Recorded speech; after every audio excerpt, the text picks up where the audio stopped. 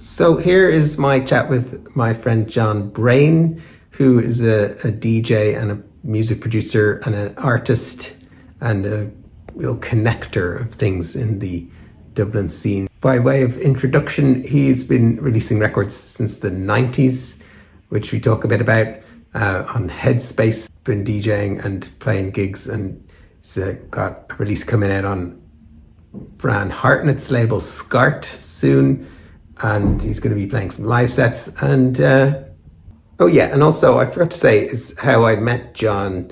Well, I remember in the 90s being in record shops and seeing records by John Braine and knowing the name and being like, oh, this guy is from Dublin, he releases records on like UK labels and stuff. So I knew the name, but I didn't meet John until fairly recently. In 2023, I put on some series of listening sessions at the Big Romance on Sunday afternoons. And there weren't a huge amount of people who came to those. Like sometimes there'd be like 4 or 5 people there. But John was very enthusiastic about them, and he came to nearly every one that I put on, except for maybe he might have missed one. But you know, there was nobody else like that who kept going to them all. And when you try and put something on, those people who come to every single thing and they're very enthusiastic, you know, it's really supportive kind of to someone who's putting something on. So anyway, we met at those and got chatting, and really liked John. He's a very positive guy, and it's, you know, after I talked to him for a while, you know, I walk away feeling quite inspired and wanting to do stuff and get stuff done. And that's a nice feeling to have. And I think I would say John probably has that effect on many people that he's interacting with. So he's like a hugely beneficial person to have around in your scene in Dublin, you know, whatever you're doing. So yeah, thanks, John. That's funny. I was just talking to a friend today. I was just talking to Deirdre, actually. I had like my first when I had my first release, my first record. There's Deirdre. Say hello, Deirdre.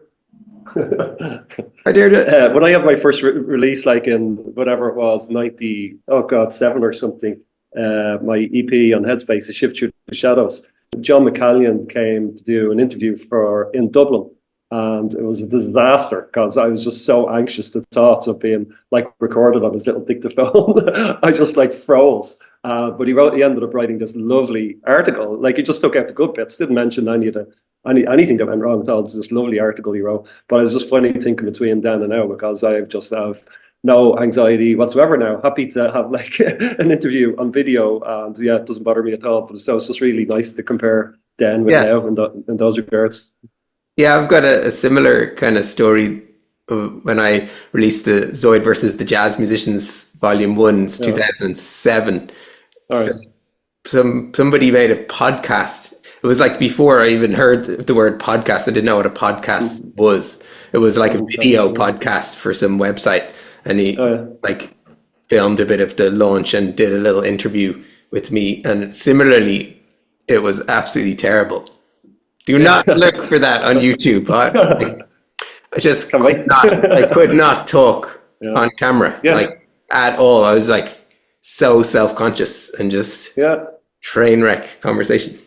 And I used to even, like, for years, I couldn't even get my head around how other people could do that, or go on a chat show on TV or something like that and just be themselves. I just couldn't get my head around it because my brain was just so hardwired into just thinking what everybody else thinks. But yeah, no, I'm just so happy that that's gone now. Yeah, I mean, it takes a few decades. Yeah, only took me 25 years, to get to where I am now. Same here. It does kind of feel like, in a way, I don't know if you feel like this, but I definitely feel like I'm just about to get started, really, with career-wise, music career-wise. Yeah, not just music, just my, well, at the moment, just I've never been happier and more confident, and just feeling where I am, exactly where I need to be. And I'm starting to release music again. I started making art. I started selling art. Like, I feel like I'm in my prime right now. There's a part of me that wishes I could, you know, go back 20 years and feel like I feel now. I feel like I'm just ready for the world. But yeah, I don't care. I don't care about the past. Like, I'm just happy that I am where I am now.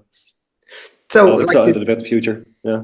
the art stuff, it seems like it looks like you would have been doing it for ages. It like so. Did you only start doing art recently? No, I've always like dabbled in art, like always. And when I left school, I wanted to go to art college, and I did. I did a year in like kind of a portfolio course, which is like quite common before you go to art college. And then, but then I got so used to just like having like I was working in a supermarket, and I got so used to having a wage and going raving, and that's where all my money went. And my family like hadn't really got a culture of going to college, so it wasn't that big a deal that I didn't go. But then I always regretted it. But then I've always like dabbled in like I've always doodled. I've always like done a bit of like art in my spare time, but not a huge amount. And then I think it was like just about 2 months ago, I was like messing around with watercolor and then ink and collage. And a really good friend of mine, Anne, she sent me a Christmas card a couple of years ago made from collage, and it was amazing. And ever since then, I wanted to try it. So just recently, I tried watercolor as a backdrop drop to the collage, and then like kind of and then doodles that I've been doing for years, whether like in meetings and work, just like these doodles I've been doing for years, like I incorporated them into the watercolor and the collage. But it was just like, oh my God, I found my medium, which is like mixed medium of watercolor, collage, ink, doodles. I was just like, yeah, I found my medium. And I just get like lost in it, you know, and whether the outcome, like some are better than others, but whether the work or not is good, it's just really meditative. Just like I just get what's yeah, flow. I really just kind of get into flow state, either listen to music or an audiobook or a podcast and just like doodling away for hours. I love it. Yeah. Yeah, that's something I've been really interested in, and talking to a few people about it. Well, like, how long would you work on a piece when you get like into the flow? Would it go for like a good while? Maybe about 2 or 3 hours, and it depends because there's different stages. So you do the watercolor and then you let it dry. But the great thing about watercolor is it dries really quickly, Mm. so you can almost start doodling straight away, and then you know yeah, it's like kind of a few different stages. But quite often I do it all in one shot, and I've tried timing it a few times. I think like one took 4 hours. But then it's never finished. And that's kind of what well, not that it's never finished, but I like that you come back the next day and you go, oh, that little bit needs a little bit more doodling, or that bit's terrible and I need to cover it up with collage. And so it has this like, it's the same in music. I find actually, you know, I bang out a track in a night, but then I spend like a few weeks like then tweaking it. Whereas the R piece is more like I bang out a piece in 4 hours, and then I might spend an hour or two over the next few days tweaking it. So yeah, about 5 hours a piece maybe. Yeah. And with music, do you find like, yeah, I've told the story before here, but like I used to when I was like 18 and when I started making music, I would have these long sessions, just like, you know, all night sometimes, just really absorbed Oh yeah, in a really deep state of like where I wouldn't even remember. It would be like waking up the next day and having no memory of what I was actually working on, no memory of the music, and then turning on the computer and hearing it for the first time, going, "Oh my God, this is amazing!" It just like appeared in like a dream, out of a dream or something. And I've not been able to like have, you know, time wise and concentration wise, this is very different now. If I get like yeah, an hour or even 15 minutes, I can work on something, but I'm not going into like a really deep concentration, you know, which I want to work on again, trying to yeah, create a space where I can focus harder, like you're doing with the art. It sounds like brilliant, like 3 hours is really absorbed in something. That's what you need yeah, to, to go deeper, I think. And like, do you do that yeah. with music as well? So going back down to when I first started making music, I remember I was still living at home, and I can remember my dad was an electrician and did shift work in a factory. And I can remember him coming in at like 7 a.m. and I go, oh my God, I'd be still up making music like at 7 a.m. or whatever, half seven that he actually got back, and not realizing where the whole night had gone. But I did not the same as you. It's not like I forgot it all. Like I definitely remembered spending the whole night doing it. But like I have ADHD, and there's this whole thing where you can either not concentrate. There's like almost two states where you can't concentrate on anything, and it's massive procrastination, or you get hyper focus and then get into this flow state. So I still definitely get that with music, but it wouldn't last hours. It'd be more like hyper focus, or maybe an hour or two max, and then I get jittery and like get distracted. I have to get up and do something else, and then I get back to it. But no, I definitely still get that hyper focus and flow state. And do you think like the focus is, for me, it definitely is more difficult to focus on, say, making music on a computer when there's distractions on the computer as well. So I have to like turn off the Wi-Fi. I have to get into this kind of habit, making sure everything's off. So I'm not just like checking my email in the middle of working on a track, distracting myself. Do you find that? I totally. I have. So, and like I'm a UX designer as well, and like I've been a web designer for years, and it's the worst job for me because I'm totally like distracted by the internet, and like as soon as I got a computer just to start making music, and then at the exact same time I discovered the internet, and equally got like making music and getting distracted. It's always been there. So like being a designer, like a web designer or a UX designer, you're constantly on the web to do your work. It's like the worst combination of work and distractions. But and I've like, I've read several books on trying to beat procrastination and distractions. There's a really good one. What's his name? Cal Newport wrote it, but I can't remember the name of it. That's the best one I've read. But also, the biggest help for me was this app, and it's like a web app and a phone app called Freedom, and you can set it up so. I think we were talking about this on Twitter recently. But like for me, it was amazing for a while because you literally could not turn it off. And you set up timers and stuff, and you literally could not check Twitter or TikTok or Facebook during particular times. But then I found an accidental loophole, and then that was it. It was all over, game over. Back to willpower. So yeah, no, so exactly the best thing for me, exactly. But like with music, if I'm into it and it's going great and I'm loving it, like everything else falls away, like the hyper focusing, so I'm not distracted. Whereas like work, like my job sometimes involves reading long documents about insurance. And that stuff is so hard to stay focused on, with like notifications popping up everywhere, and especially working from home. Whereas when I'm doing music or art or something that I love and I enjoy, then I don't get distracted so much, which is great, which is like a gift. Yeah, well, that's the best way is that you're not fighting something because you're really enjoying what you're doing. You get into flow that way. It's more natural. But yeah, I think you do have to have a little bit of like work at it as well. And that you're just, I used the Freedom app as well, and the same thing happened. It was great for a while, and then the phone, it wouldn't sync with it. I just didn't stopped working. But I think it was a first step, and now I'm I don't know. Met my sister the other day, and she showed me her phone. Everything's black and white on the phone. Oh yeah, I have that as well. Well, I have this like my launch screen, like looks like that's that what now. it is. Yeah. And to launch apps is like just a little boring list. Yeah. Well, yeah. I mean, there's something about music that's most people I know who make it. I don't know tons of people who it's their job as well, because making music from it is so difficult that most people have a job and then it's like doing music in your spare time, which that's a lot of time. If you're gonna have a job and you're gonna work on something, whatever, art, music, it's very hard to do that and have kids as well. There's not enough time to do all that stuff. Yeah. Oh, totally. Yeah. Like at the moment, even, like, like I've just like, I'm on sick leave. I just had surgery, and like, well, I'm in same with a friend in Valencia now, doing like kind of recovering and having fun as well, but mostly like recovering by the pool. But I found that when I was back home last week,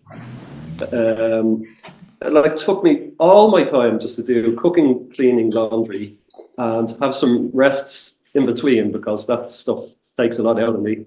And I don't know, like I'm on sick leave. I just don't know how I could possibly fit in a day job at the moment. But even when I'm not sick, it's like hard to cooking, cleaning, laundry, 8 hours a day in a day job, and then trying to do music and art and everything. And yeah, then that's when you do sometimes find yourself staying up until 2 a.m., 3 a.m. just trying to get stuff done. It really is hard trying to squeeze everything in. Yeah, it was serious. Takes serious dedication to get any music finished and released. Yeah. It's this big commitment. Especially the finishing part, because the starting is great fun. The finishing can be awful. Yeah, well, my just constantly don't start a new track, don't start a new track Oh thing. yeah. I know. But I can remember. I'm pretty sure I might have like overestimated this in my own head. But I'm pretty sure when I was doing music like back in the 90s, now I have a completely different system. Lost all my files, but I'm pretty sure I had. Or sorry, not pretty sure. At one point, I thought I had about 1,000 unfinished tracks, and some of them might have been different versions. But like I can remember looking at like, so I used to use a sequencer called Digital Orchestrator, and I had like the file extension was ORC, and I can remember searching for ORC files, and there was 1,000, and in the unfinished folder, So. But I don't think there was actually 1,000. It was just probably a lot of different versions of almost finished version 70. Yeah, still though, it's a nice number, but it just Yeah, shows you the constancy of just let me try it again, let me try it again, let me try it yeah, again. I'm definitely convinced that's the practice for this type of music. Like if you're learning to play jazz on a guitar or something, you're just let me try it again, like improvising over a chord sequence or something like that. You're just yeah. trying again and again, thousands of times. That When you're, 10,000 hours of practice. Yeah, yeah. Or if you're making tracks, it's just like opening up. Let me try it again. Let me try. It's like almost like you're yeah, just trying to make the same track again and again and again and again. yeah, yeah. But you are quite prolific, aren't you? I've as long as I've been doing it on and off, I don't have that many releases compared to some people. Like you've like a huge amount of releases, don't you?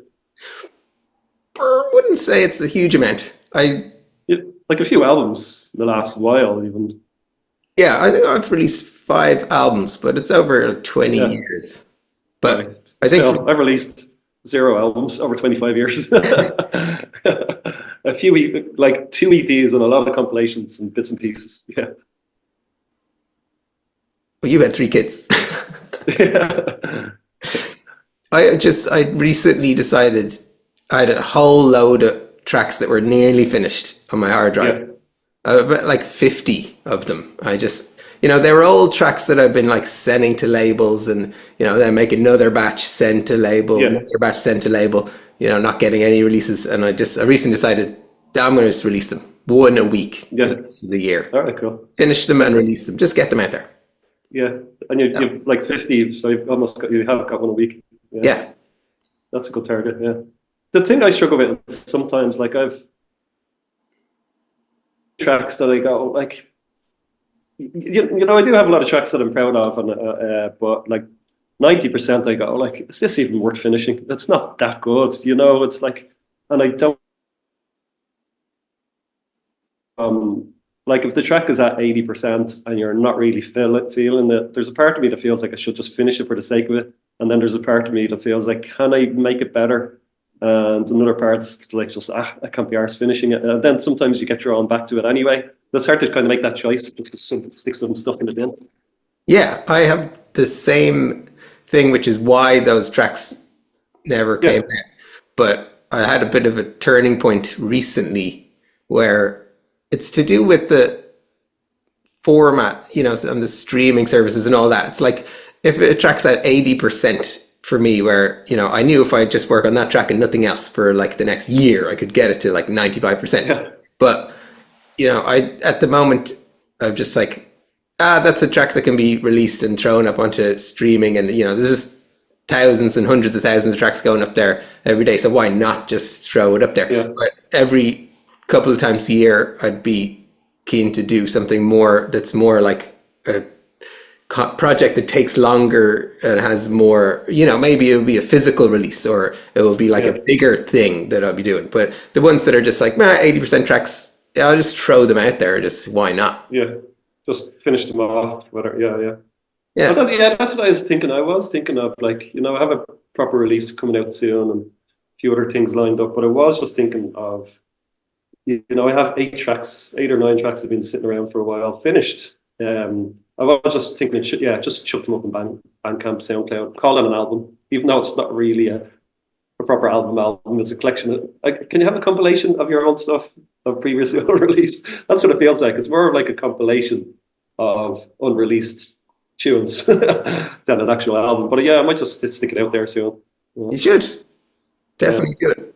What's your especially as because I have a few like problematic tracks in that, like there's a few tunes I made that like I felt like they needed a vocal, and at the time I'm just having a bit of fun. I'm never really thinking of releases, and so it samples like some spoken word track or get an a cappella, and then it works, and suddenly I've got this track that I really like, but then it's labels might not release it because it's like I have no clearance on the vocal. But actually, Cian O Ciobhain has like become a mutual friend. I've become really good friends with him. But like I love Cian, and he's like playing one of my unreleased tracks on his 25th anniversary show because he's doing this unreleased thing. But he actually put me in touch with the record label whose vocal I sampled to see if I can actually get an actual proper release. So that's interesting. That was cool. So great. Yeah, I might see. Yeah, her name is after actually completely Ursula. She's like an amazing spoken word artist, but can't remember her full name now. But you were about to ask me about my next release, I think. Yeah, I was gonna, but I'll also ask you about. You remember you played a track with spoken word at one of the listening sessions? Was that? That's the one. Yeah, that's the one. Yeah. Yeah. That's the one, Cian. Like I said, Cian got in touch and told me about this 25th idea of artists that he played on the show with unreleased music, and I sent him like a list of tunes, and that's the one he gravitated towards, the same one I played at that listening party. Deadly. Yeah, I've got one coming up on the ATT anniversary. Cool. Yeah. And actually to tell you the two things, I just remembered the release date for my record with Fran Hartnett's new label SCART. The release date of that is May the 4th, be with you. And I'm going down to Disco Dana in Galway for, I have a ticket for Disco Dana in Galway for that day. So we are going to have like a kind of a label release party at some stage, but I'm glad I have some way of celebrating it on the actual release day. So yeah, hopefully bring a copy down for Cian as well. Nice. That's class. Because like the gang of us went down for the last Disco Dana and we had so much fun. So yeah, I can't think of a better way to celebrate it, really. Is a vinyl release on Fran's label? Oh yeah, like Fran is amazing. Like I'm just kind of blown away by his like the amount of work and effort and excitement and everything he's put into it. So it's vinyl, obviously digital as well, but vinyl. But Fran's been working on these like amazing videos for like months as well, because he's like, well, how this release came out, like Fran did my tattoos, and then he was telling me that he's like, the system, like he does amazing graphics, and he's telling me the system he's come up with where he basically hardware and software, he feeds in like images from like footage, like even from VHS tapes or whatever, and then he has these like synchronized, like glitchy graphics that sync with the music that go on top of the images. And I said, "Oh, that sounds cool. I've been making some tunes. If you want a guinea pig?" And he's like, "Yeah, great." So I sent him a few tunes to like just because he wants to start making a lot more music videos, and sent him my tunes. And then he was like, "I really like your tunes. I've set up a new label, and I want you to be the first release." So it was brilliant. So it was that kind of synchronicity. So yeah, and then the first videos he made, like they're grand for kind of guinea pig stuff, experimentation, but since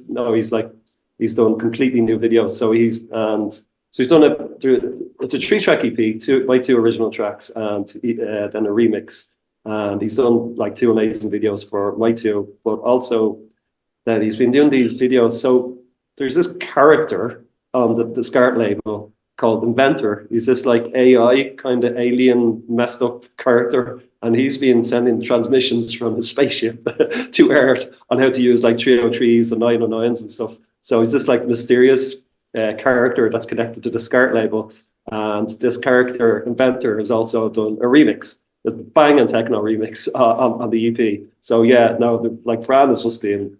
And he's also like involved like a lot of really cool collaborators. I can't remember any of the names, but he got a really good graphics designer in for the cover. He got like this for the videos. He got a guy in doing motion graphics for like some of the text and stuff.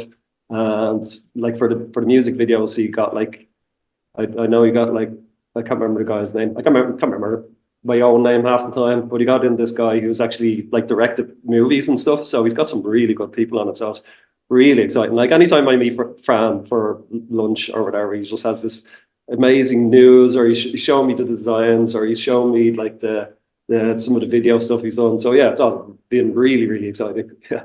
Yeah, that's great. I love the sci-fi backstory stuff. That's brilliant. Yeah. Yeah. Yeah, even even the like spent like so much time like making this insane 3D mask and periscopes and stuff. Like that's just like Fran's like he's just creative genius. Although yeah, I feel like I'm giving the game away slightly because yeah, no, Fran didn't create this character. It's a real character called Inventor that we just intercepted our music. It's brilliant. I love having characters, and I'm working on the artwork for my next album, the Zoid versus Musicians Volume 2 album, which will be out this year. The artwork is like involves a kind of storyline as well, and there's an artist in America, Shane Ingersoll, who did the cover of the first album, and I reconnected with him, and he's working on this like big hand-drawn piece, which is really loads of detail in it. Also involves aliens. Also involves a story involving aliens. Is it like a kind of a graphic novel kind of look? It does well. It kind of it's a zony. It's a little bit comic booky, but it's kind of real. It's got a really unique style. It's hard to describe it, but yeah, it's all these characters and stories and loads of detail and just like all this humor in it. I love it. Yeah, I can remember like there's a lot of crossover between, or at least definitely when I started making music, between like sci-fi, like it seems almost obvious, so obvious to even not even bother saying, but between sci-fi and kind of electro and techno.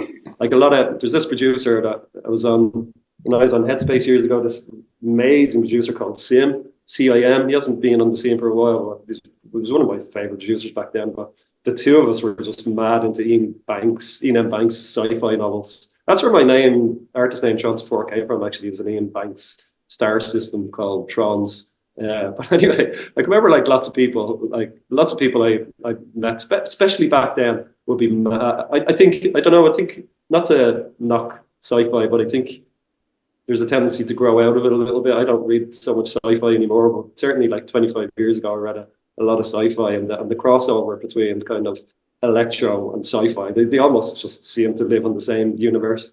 Oh yeah, big time. Yeah, when I first started kind of chatting with Dan Curtin about stuff, love we were just talking about sci-fi. We're both really into, grew up watching a lot of sci-fi shows and Star Trek, and load more recently like The Expanse and stuff like that. But I've gone through phases. I haven't been like watching too much. So what are you up to? How long are you going to stay in Valencia? Going back on Thursday. I just saw my surgeons on Monday and got another month off work, which is nice. So yeah, but going back on Thursday, it gives me.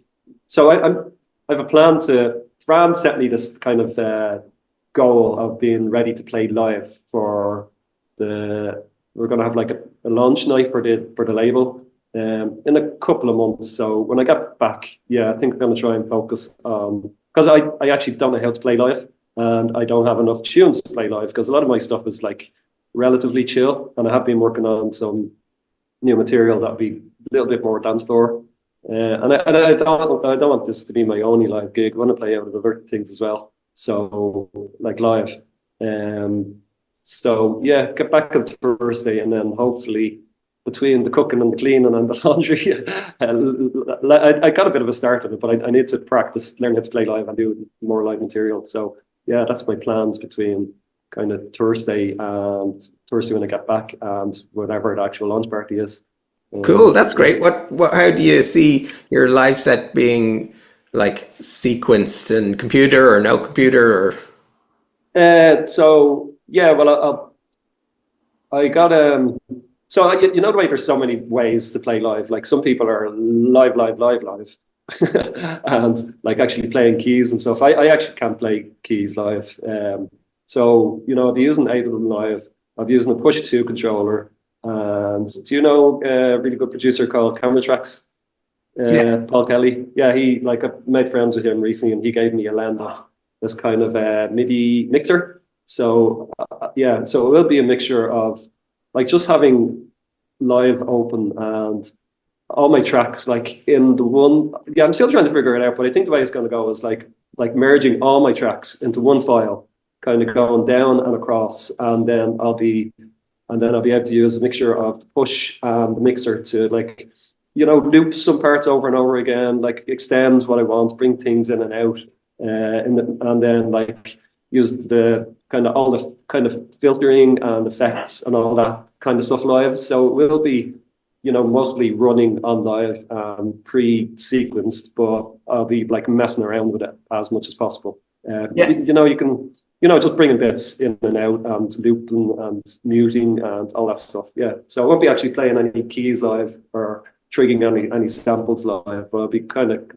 yeah, it feels like some almost like advanced DJing. Yeah, In some that's ways. very similar to what I do as well. Yeah.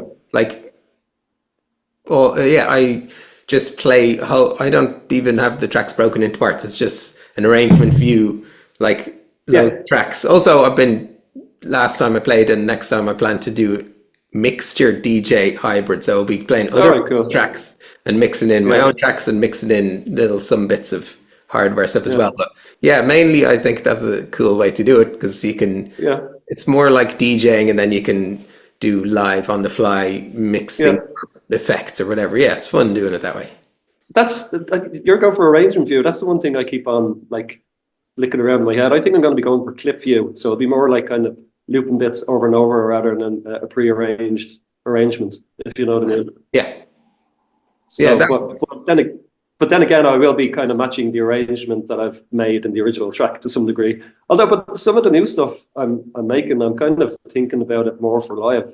Like if I don't get the track finished, it doesn't matter because the whatever I do live will be the track rather than finishing the track in arrangement view, exporting it as a finished track, and then trying to recreate it. I don't think I kind of like the idea that it will never be a finished track yeah, until I do a live version of it, and maybe that will be the finished track. So yeah. That's cool. Is there a yeah. date set and a venue and all for the lunch? It keeps changing. Yeah, So, but now like we have, you know, we have the vinyl. It's on the way. The like the 4th of May, like I was saying, is the release date for my EP. But like for the actual, like there is, I can't remember the guy's name. Really cool producer that's like playing an open ear. Finn of, or sorry, maybe just Finn of, but he has a release coming up soon. So we'll be not just me. It'll be like me, Fran, and this guy who was his name, I should remember. Anyway, playing all playing live. But yeah, we're looking at different venues and looking at different dates. But I think it's probably going to be, you know, a month or two away. Not sure, not too sure yet. cool, cool. Hopefully, you make it to that. Yeah. What? How about you? Have you any like live gigs lined up? Any more listening parties lined up? No, no more listening sessions. But I'm going to play at a party in Leechrum. Did you ever hear of those Oh, cool. parties in like years ago? Leechrum, like Lost in Leechrum? no, they were called Uh, Leechrum,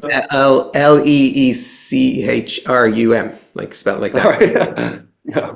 No, they were Yeah. like, The only parties I ever heard about, well, I'm sure I heard of more, but I remember there's a friend of mine used to go to parties called Lost in Leitrim. They're the main ones I heard about from there. Oh. oh, the Leechrum ones. They had some. They kind of grew into a fairly big festival. Like fairly, it wasn't fairly big. It was like probably Yeah. maybe 3,000 or 4,000 people, the Oh, biggest, the that's biggest amazing. one, Yeah. with tickets and everything, and like Mark Yeah. Broom and D1 tent. All right, cool. That was the biggest one, but it stopped. But Yeah. All right. that was like 20 years ago or something. But then there's like now this the same guy is running, or he's just helping someone else put a party on, and I'll go down and play that, I think 29th of That's June. cool. So that'll be fun to do something. But Yeah. then I'm all thinking about leaving, so not booking anything else for July or August or anything like You're that. still moving to the UK, aren't you? Yeah, that's the Yeah. plan, is move to the UK Yeah. this just in a few months' time. So it's all kind Yeah. of up in the air as to how that goes. Yeah. Whereabouts are you moving now? Bristol. Ah, cool. Good music city. Yeah, big time. Yeah. And have you got like musical contacts or friends or family over there? I know a good few people who are living there. Yeah, Yeah, like great. 15, 16 people I know who either live there or just Cool. recently moved from there.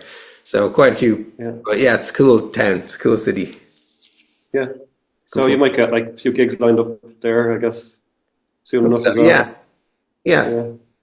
I'd That's say the thing about the listening parties, though. I hope somebody else sets up similar, because there's nothing like it in Ireland, and it was just a really nice way to spend a Sunday afternoon, chilling in the big romance, listening to music and having chats with other producers. Really nice. Yeah. yeah, I know. I loved it too. I think a Sunday afternoon is hard to get people to go to something, but you are Yeah. definitely the most dedicated person coming to the listening session. So thank Well, it you. was just well, I went to the first one, and it was great, and I love the big romance. It's my local, Yeah. it's 10 minutes away, and I try not to spend too much time in there, but I do love it. I quite often, if I'm out somewhere on a Sunday, I'll pop into the big romance for one drink before I go home. But yeah, so it was a no-brainer for me. Yeah. Did you pop in last night? No, you weren't. You're not in Ireland. Yeah, no, I was in Blanchard. I wasn't there last Sunday. Actually, yeah, it's funny. I was selling my art in the Zeitgeist flea market. First time selling my art Yeah. ever, which was really good fun. It was only after I did it, because it all happened really quickly. Like my friend Brian does the music there, and he was offering me like a bit of his table to put my art on, and then I got my own stand, like very last, like a few days before. So it all happened so quickly. I didn't quite realize until after that it's kind of been a dream of mine to make and sell art for years. So I didn't think I'd do it with having the day job and all that stuff. So it was only after I was like, oh my God, my dreams came true. I sold some art, and even to some strangers. And then when I was in the boat, I popped in. My good friends Joe and Audrey actually cooked me dinner after the flea market. They've been really good to me lately. Well, always. Anyway, they cooked me a lovely dinner. Then after that, I was going home, popped into the big romance, and I still have I was working on a Bjork piece that I was working on during the flea market. So I was just sitting at the bar in Big Romance, and I decided to do a bit more doodling on that. And I heard the door open, and I heard a woman go, "Oh my God, this is the guy I was telling you about that I bought a Sinead O'Connor print from today." So I just, I love that synchronicity. So yeah, that's the last time I was in the Big Romance. Wow, that's brilliant. And congratulations on selling pieces. Yeah. Wait, just explain, Yeah, like when you say like a Bjork piece, it's mixed media, it's like an actual photo of Bjork mixed with other things, or? Yeah. So the way I do it is I do this watercolor backdrop, do lots of sketching over the watercolor. Then I do a collage. Like sometimes it's just like a person. For the Sinead O'Connor one, it was like a printout of Sinead O'Connor, but then I also did a collage of all these flowers coming out of her head, and the backdrop was all kind of furry. And because it's kind of thinking of that lyric, like a phoenix, I will rise from the flame.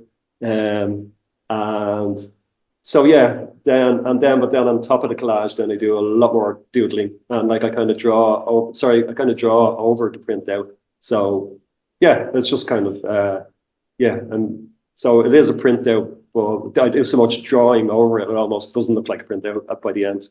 Yeah.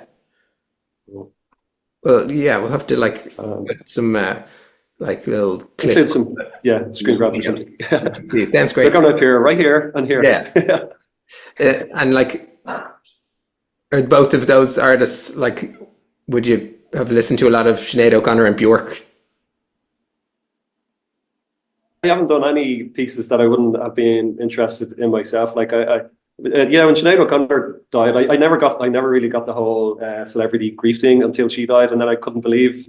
I was surprised by how much I loved her and how much grief I felt, and I'm not someone who would have like listened to every album she released or anything, but like I was just always really impressed with her by a person as a person, like in every way. I just thought she was amazing because she was so frail. Yeah, like so courageous. She never let that hold her back. So yeah, I was kind of hit hard by that. And then went to this. I went to a Sinead O'Connor vigil, and I met Kiki Nard, Kierna Hackett, and she makes these amazing pieces of jewelry. And I bought a Sinead O'Connor piece off her, and then became really good friends with her from that night on. And yeah, so it's just like there's just some pieces I just felt compelled to do.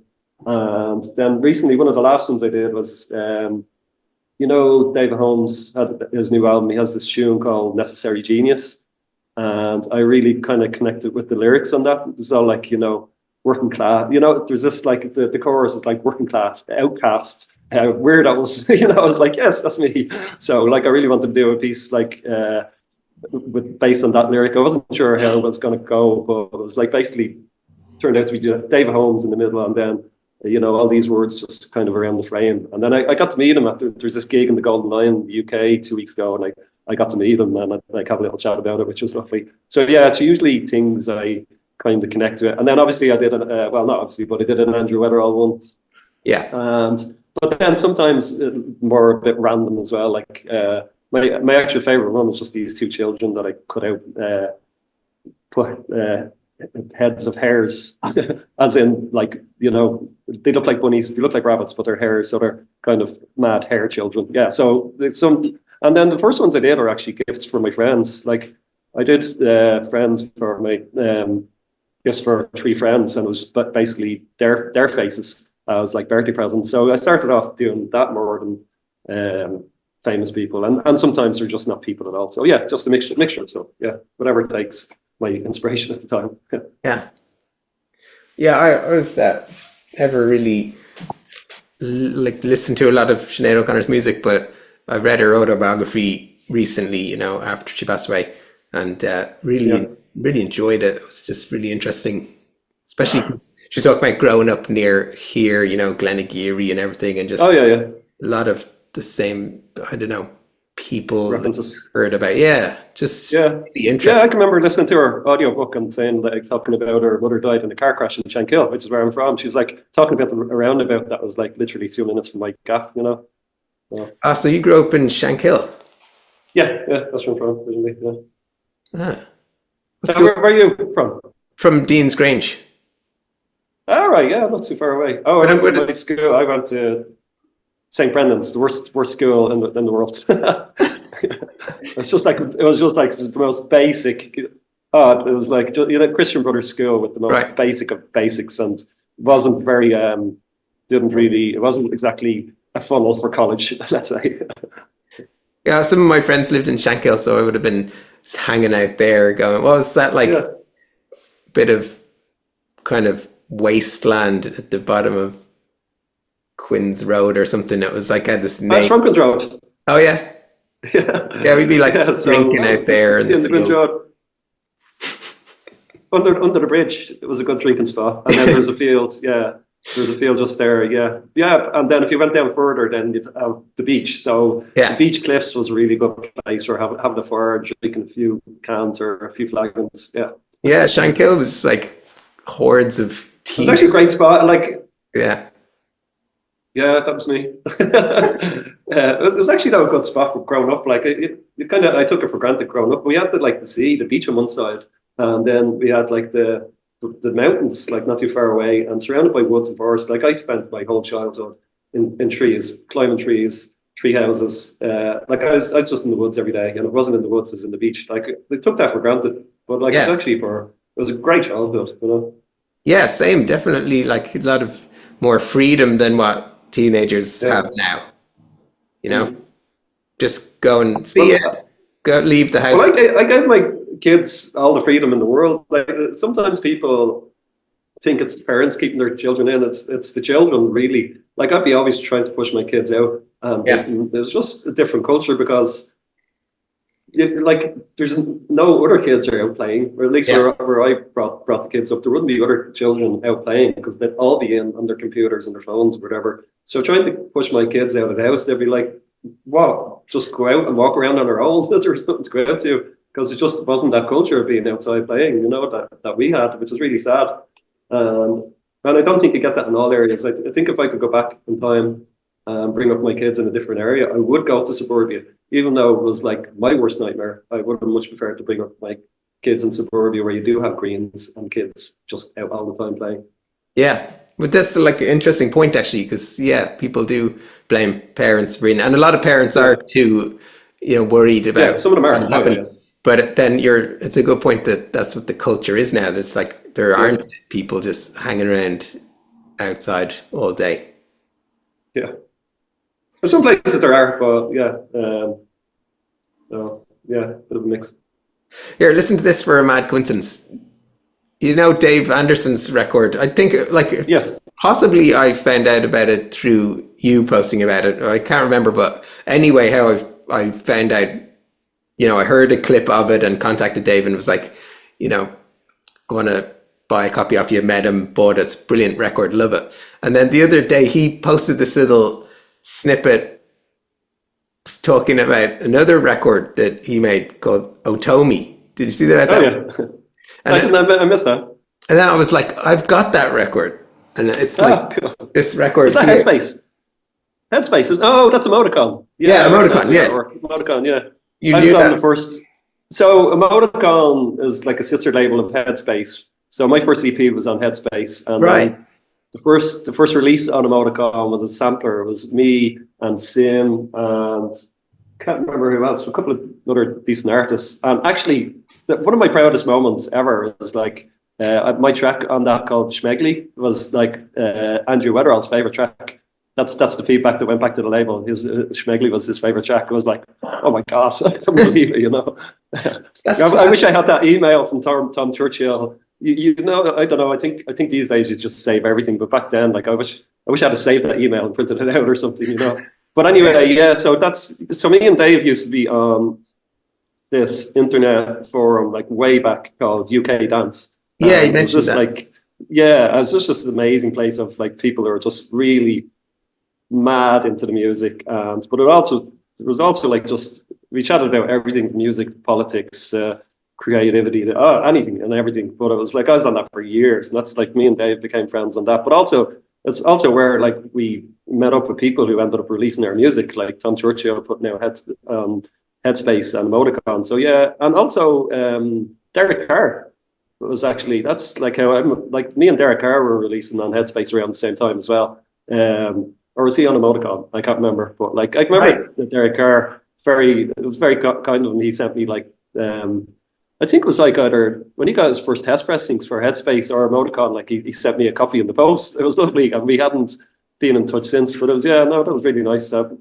Like just that connection with because for some reason, just the way things happened with me joining UK Dance and stuff, I ended up releasing on UK labels, and I never really had that network that people have here of like kind of D1 and I was in at the front end synthetics for a while, but D1 are this like core group, they all supported each other and stuff. And then when you hear, I don't know, sometimes people write about like the history of electronic music in Dublin, then it's always D1 and Decal and the Funnel, and you don't hear about much about people who release stuff in the UK because it's just you're not in the community, it's the Irish community, which is fair enough. It's easy to, but then again, at the same time, it's really nice when you make connections with people like Dave Anderson and Derek Carr, who, well, Dave was based in Scotland at the time, but we have this connection where we released on the same labels, but we're based in Dublin. So yeah, that was nice. Yeah, that's really interesting. And recently, one of a Discord group that I'm in, where people are posting, there's like people from all over the world, and this Australian guy was posting like a series of that he's doing of the tracks, his favorite tracks or whatever, electronic music tracks. Yeah. And there's a Derek Carr track, which is Uh, super like millions of plays, and it's like yeah. it's from ages ago, but All there's right. like one of his tracks is like massive. Yeah. Oh, Do well, you know like, yeah, I don't know which one it is, but remember when Sunil Sharp put out an electro compilation, classic Irish electro compilation there a while ago, Dreams of Electric Bleep. yeah, And then, what's the name? 909, the website. What's that called again? You know, the big and, Irish website. What's it called? 909 Originals. yeah, Yeah. So they're doing like an interview with us all to pick out our favorite, like electro, kind of Irish electro. Sorry, it was lots of stuff, but to finish off with like, what's your favorite electro? Yeah, mine was like Copper Beach, like by Derek Carr. And I was talking to Sunil, and he was like really torn. He really wanted to release, put Derek Carr on the compilation, but there was just stuff like that. There's just always there's twice as many stuff as you wanted to fit in. But yeah, I think that Derek Carr would have been a nice addition. But he's like such a not just he's one of these people that is like a really prolific producer, but also a really really good producer. Yeah, he's made some amazing stuff. yeah. Yeah. It's class. I first heard of him at the D1 25th anniversary. Oh yeah, that was at that. Yeah, that was great. I don't Yeah, think we didn't know each other at that, but I think he played live. he played live. Yeah, I played That live was really too good. that night. Oh right, yeah, Yeah, his set was brilliant though. I was like, yeah, it was whoa, amazing. who's this?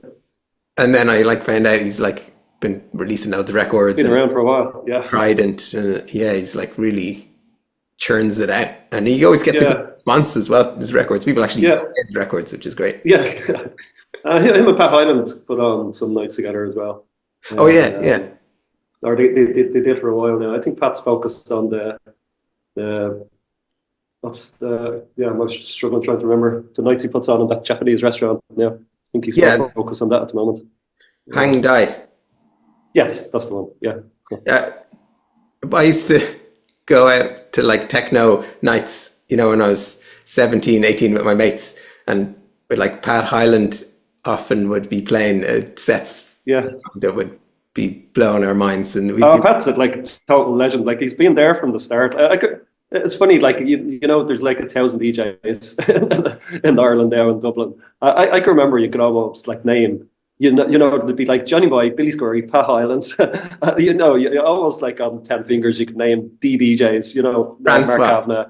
Yeah, Francois, of course, and there was lots of others, but Pat's been one of those. Billy Scurry, obviously, but Pat Hyland's was being there from the start. But he's also, I think, he's one of the biggest, best, and longest running DJs I've met with the smallest ego. Yeah, He's just such a lovely guy. I mean, you go to those nights in Hang Dai, I've never seen somebody warming up as. It's just like I think it's almost this lost art recently, like a warm up DJ. Like when Pat is like headline and he plays an amazing set, but if he has a guest in Hang Dai, he knows how to warm up. He completely underplays. Plays like really good music, but like doesn't play any bangers, doesn't play any hits, keeps it like quite chill. And then when the main DJ gets on, it really like it kind of explodes. And I think that like art is like a little bit lost. There's so many people who just I don't know that don't, especially if you go to like a techno gig, it's just like banging from the start. yeah. So anyway, yeah, no, like hats off to Pat. He's just like a lovely guy and an amazing DJ. Yeah. I used to go up to. It was like there was this one track that Pat used to play there in the like late 90s, and after hearing it in 3 or 4 sets, like me and my friends really wanted to know what it was, and like we'd be like looking for Pat like after his set and like going up to him in the club and being like, Pat, what's that track? That's like and he'd be like, what's the one that goes? it's Rome, Joey Beltram. Oh wow! What's the name of the track? Drome, the one on Warp. Go on. I don't think I do. No. Oh my god! I probably know what to hear. Yeah, it's got this amazing like synth arpeggio high going up and down. All right, cool. It's an amazing track, and I always think that's funny. trying to, in a loud club, trying to sing it to him so he could find out what it is. But one of my favorite DJs, like, well, it's just been this whole movement, that I've got heavily involved with in the last few years. Love from Outer Space, which used to be. There was always Andrew Wetherall and Sean Johnston, and then obviously now it's just Sean Johnston. But it kind of was just got obsessed with, like, during lockdown, he put on these nights called EBS, emergency broadcast systems, on Twitch. And this is like just really, really. I know there was a lot of that during lockdown, but these are just really, really good. And the chat room would be full of like just insanely good fun people, you know. And then since then, like then after lockdown, then we've gone to a lot of the kind of real nights, the Love from Outer Space nights, either in Todmorden or like all over the place.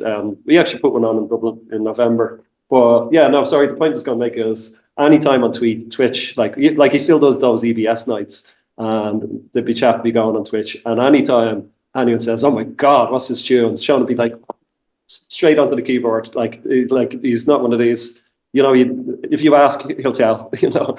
Whereas, you know, some DJs are like, "No, not telling you that." Have you read the Harold Heath book, Long Relationship? No, I wanted to, because I watched the one of these you did with Cian O Ciobhain, and you were chatting about that. And it's definitely on my list. And I follow Harold Heath on Twitter and stuff, and he writes some really good stuff. I remember he like wrote this really good article about like DJs with ADHD. Right. It was just like, I can remember he was researching it on Twitter for ages, and then he wrote it. Yeah, no, he's a really good and interesting writer. And yeah, he writes. Haven't read it yet though. It's really, I'm like halfway through it. He's writing about what you're talking about as well, the art of the warm-up set, and you know, the building the club from nothing at the beginning to like just to be at the right point to pass it over to the next DJ. And it's definitely what he writes about is like the culture that we came from in the 90s, where DJs were just these people who had to spend DJs. What? Sorry, I thought you were going to say like a lot of original like rave DJs were basically like wedding DJs and working DJs. And they're like Mark Kavanagh used to be like a DJ that was like paid to, you know, do weddings and parties and kind of more cheesier clubs, and then he discovered rave, and like, but a lot of the 90s DJs came from, they're like professional DJs before they were rave DJs. Yeah. So sorry, that's not what you were going to say. Well, I was going to say like they had to spend a lot of time in record shops buying a lot of records, and like that was their job. You know, I'd be in town in Dublin buying records and look around, and it would be Francois there looking for records as well. And, you know, what's he buying? You know, and it just it wasn't like, I don't know. There were like big DJs or whatever, but even the big ones would still just be like a large part of their job was just to find really good music and then play records in a club, and they'd still be just like record collecting. It's online now, but like I still think those people like have to spend like I know when especially if when I have gigs coming up, I'll spend hours every night like trawling band plans and Spotify, and I like that is still there, but it's not the same. You don't have that culture anymore of like meeting in happy discs or whatever and hanging out. But I still think you have to put the work in.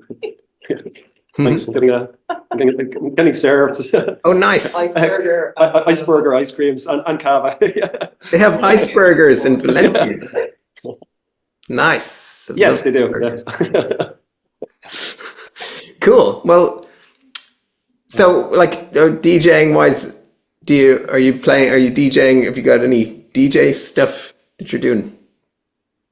So I've actually got a few things lined up. I'm hoping to get more. I got this gig in London in, I think it's May, with Sudhi Raval is putting on this electro night, and I don't know if you know the name, but he's a rave legend.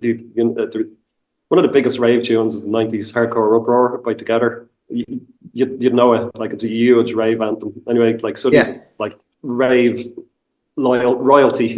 And he actually my first release as Trunsifor, he released on a compilation on a new label called Hello World. Anyway, so he's putting on this night. That's very exciting.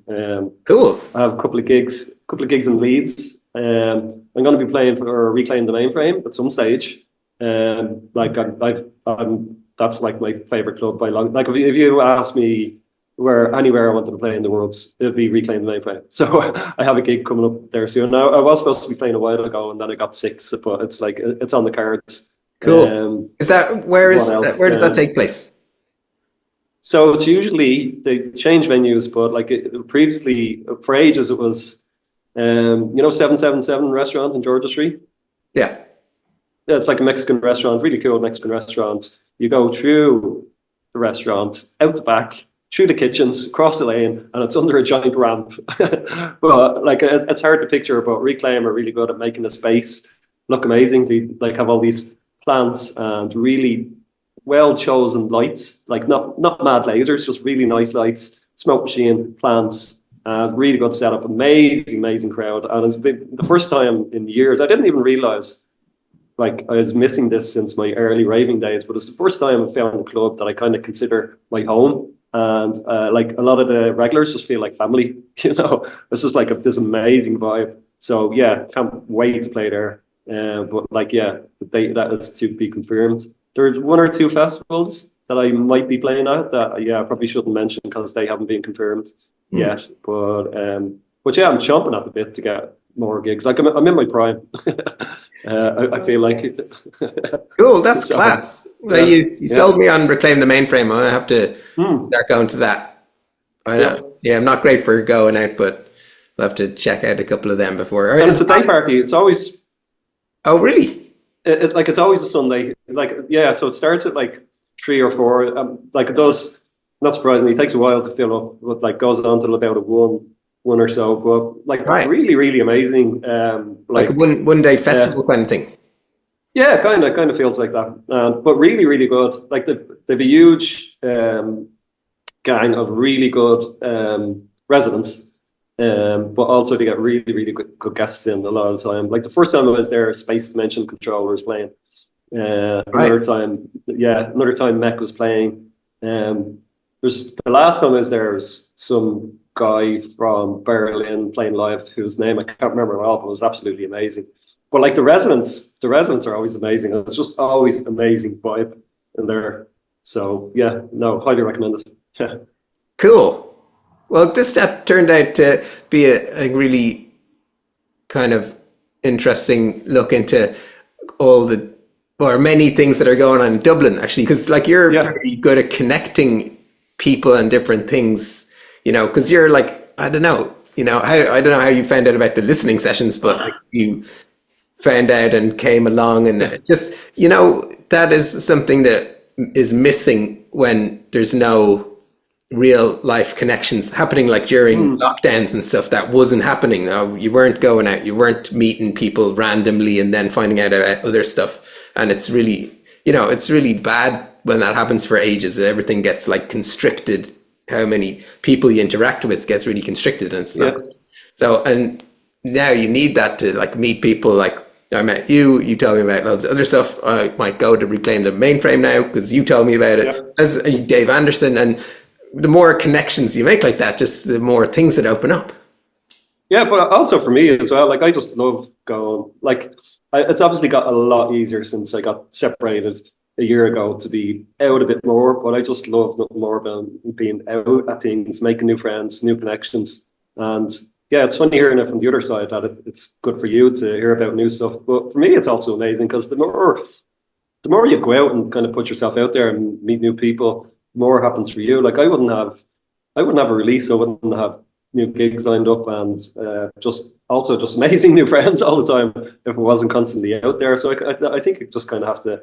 But like similarly, you're doing that. You put on the listening party, so you're like making those things happen as well. So I think it's hilarious that like I used to be on these kind of old school groups on Facebook, because like I do like a little bit of nostalgia now and then, but they quite often seem to be full of people who go, oh, it's not the same as it used to be. But like I'm thinking, yeah, it's so much better. Like because these are people who don't go out, don't see what's going on now, and they assume there's nothing going on anymore. Well, I go out and I hear the best music. Like there's so much good music being produced at such a high level. Like there's events being put on. Like I saw Max Cooper playing live in the National Concert Hall with like these amazing graphics, and I brought my son. It was a sit-down gig, so these amazing things going on.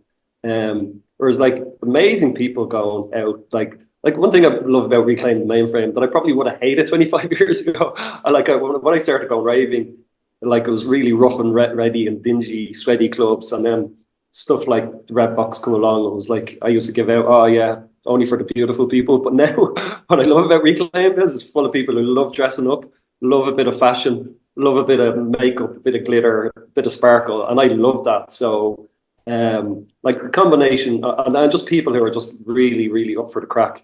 So I think the scene has been better than ever. But if you're going to like sit at home moping about like the rave scene 25 years ago, you're not going to find that.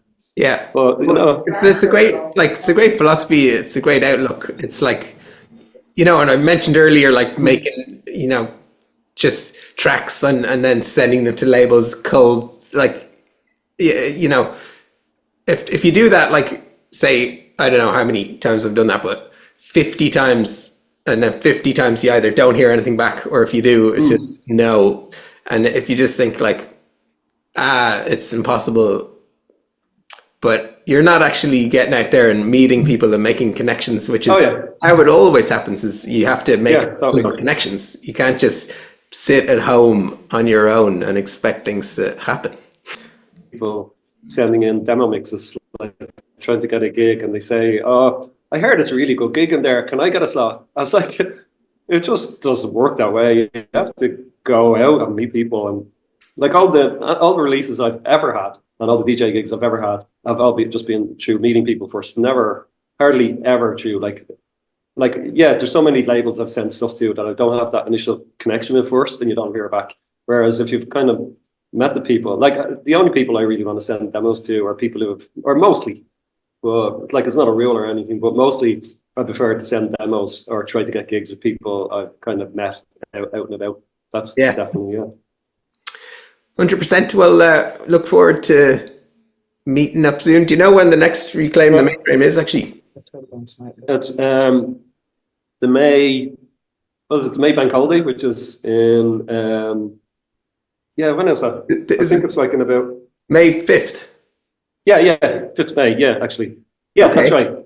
Because I just remembered, May 4th I'm going to Galway, my record's out. The next day, big gang of us are actually going to Orbital, but also Reclaim is on the same day, so there's a bit of a clash there. Right. So I don't think I'm going to be You're going to open ear on the June Bank Holiday this year? Hopefully, but so I'm going to the evil Acid Barons Weekender. And I'm only going to be getting back about like 3 days before open ear, and I have a ticket to open ear, and then I also have a ticket to a Plan B night in Belfast. So I there's a part of me that thinks I'm not sure if I'm going to be able for open ear after a 5-day festival in the UK. So I'm not too sure if I'm going to open ear or not, but I'm definitely going to finish. Definitely going to be on the pale. Yeah. Brilliant. Class. Well, it's great. It's great to talk to someone who's just living at large. That's great. Keep it up. And this is when you're like not nice to talk to you as well. It's like this is when you're only on like less this is me convalescing. But it's funny though that you mentioned that.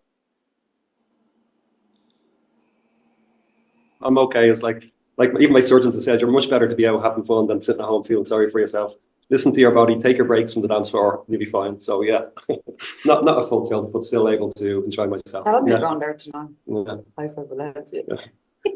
Okay, cool. But, lovely to talk to you as well. Yeah. We'll chat soon. And we'll definitely like have a night out at Reclaim or something else soon and catch up properly in real life. Yeah, 100%. Talk soon, John. Okay. Lovely chat. Talk soon. Cheers. Bye.